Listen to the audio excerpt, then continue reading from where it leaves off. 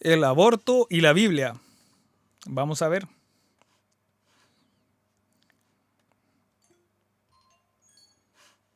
¿Qué dice la Biblia acerca del aborto? A continuación vamos a responder esta pregunta. Puedes descubrir más respuestas en nuestro sitio web. La Biblia en ningún momento trata específicamente el tema del aborto. Sin embargo, hay numerosas enseñanzas en las Escrituras que dejan muy claro cuál es el punto de vista de Dios sobre el aborto. Jeremías 1:5 nos dice que Dios nos conoce antes de formarnos en el vientre materno.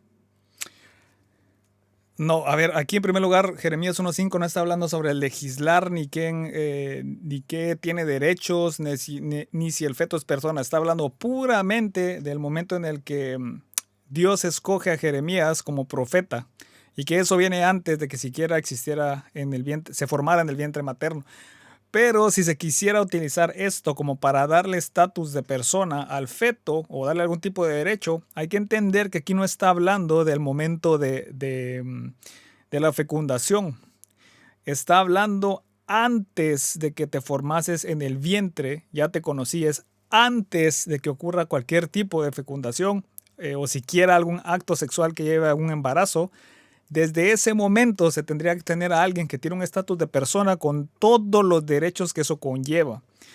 Ahora, ¿qué es lo increíblemente absurdo de tomar esto y llevarlo a que de aquí se puede determinar que el feto ya tiene derechos? Es que obviamente por lo que acabo de decir, de que se está hablando de que antes de que siquiera hay un feto o algo formado, un cigoto, ya se tiene alguien ya se tiene una persona con todos los derechos. Una implicación directa de eso es cualquier mujer que pierda un óvulo por la razón que sea, al no tratar de llevarlo al no tratar de quedar embarazada, está atentando contra aquella persona o podría estar atentando contra aquella persona que ya tiene todos los derechos, ¿no? Algún tipo de asesinato. Solo por el hecho de no tener relaciones cada vez que le puede venir, cada vez que puede quedar embarazada. Y otro que es, a mi punto de vista, más monstruoso, porque deja más marcado lo que dice aquí exactamente, es que si una mujer, sin importar la edad, quedara embarazada por una violinización o algún tipo de abuso, cualquiera que se haya metido a ayudarla o a tratar de impedir ese abuso está atentando contra aquello que Dios ya conoce antes de que se formara ahí.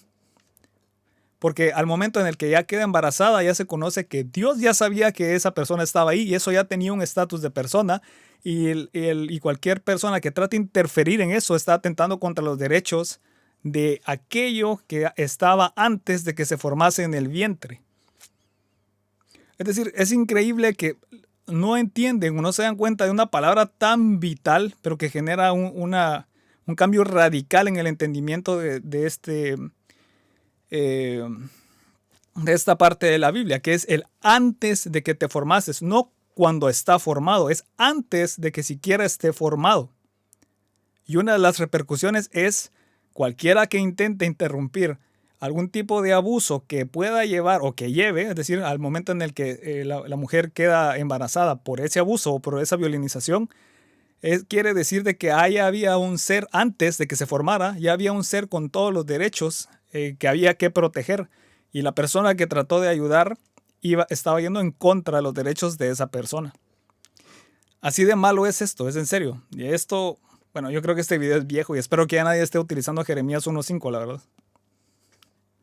El Salmo 139, 13 al 16 describe la función activa de Dios en nuestra creación y formación en el vientre materno.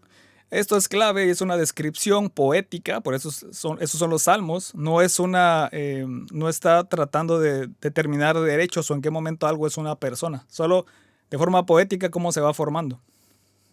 Éxodo 21.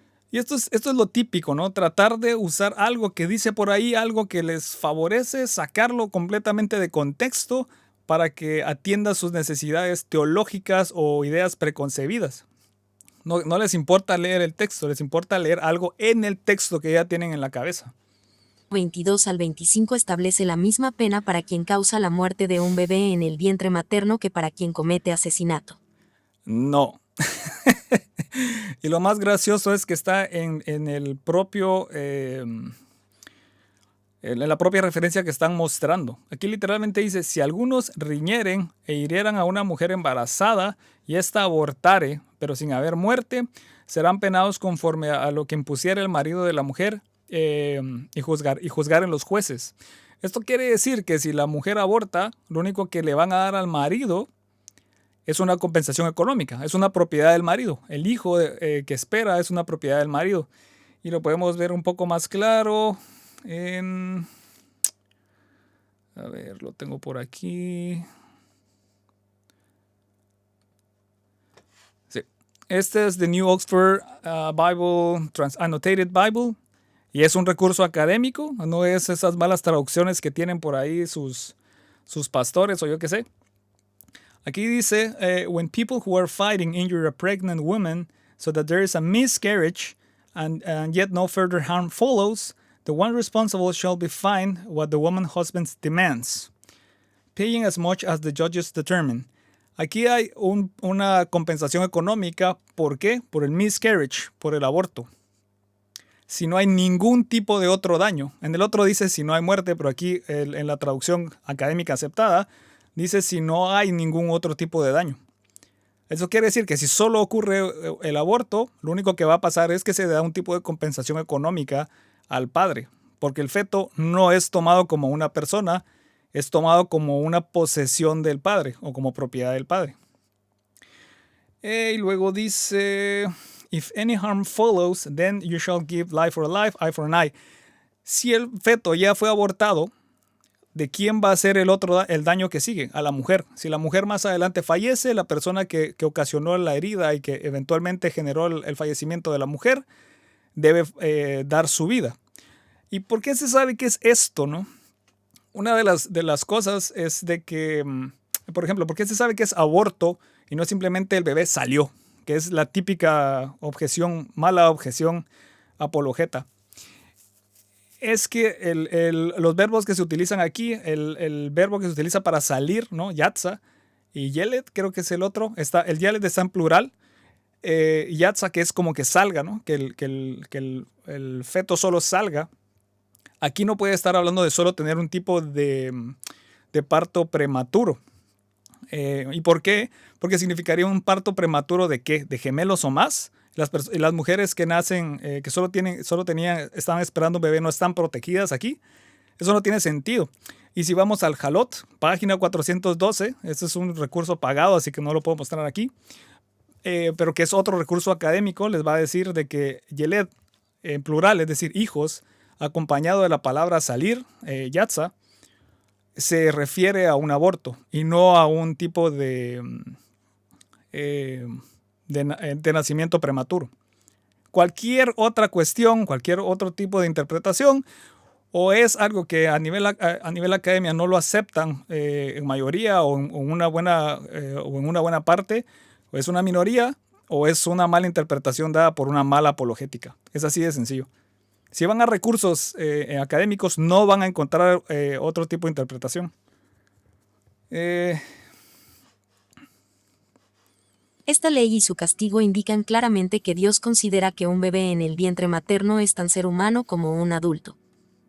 No, es decir, simplemente no es así. Es decir, no es esto lo que se tiene en consensos. O la mayoría de académicos, y eso lo pueden ver ustedes claramente en el Jalot, que si no estoy mal es una de las herramientas a nivel académica más utilizadas o más estándares que hay.